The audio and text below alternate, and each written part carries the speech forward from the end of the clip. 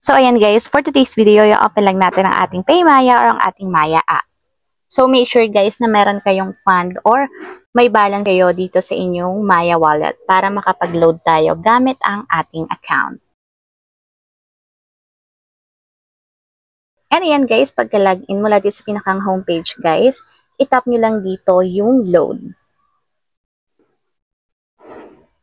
And lagyan nyo lang guys dito sa taas yung phone number na gusto nyo sendan ng load. So, talk and text guys yung ilalagay ko. So, talk and text tayo guys. And after yan guys, pili kayo ng mga promo na gusto nyong i-load. So, dito marami kayong pagpilian. And pwede din naman guys na regular load. So, i-scroll nyo lang to and tap nyo yung regular. And dito guys, pwede na kayong mamili kung magkano yung amount na gusto nyong i-load. So, halimbawa is 50 pesos. So, ayan. Regular load, 50. So, valid siya for 1 year once na nag-load tayo sa ibang number.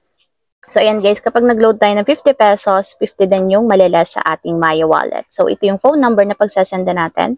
And then, tap lang natin guys yung buy this load para ma-confirm. And ayan, pay using Maya wallet. So, kukuha daw ng funds sa wallet natin dito sa Maya. So, i-pay lang natin guys. Tap natin yung pay 50 pesos. And ayan, payment successful. So, nakapag-load na tayo sa TNT gamit ang ating PayMaya or ang ating Maya app. So, ayun lang guys. Ganun lang kasimple kung paano nga ba mag-load sa TNT.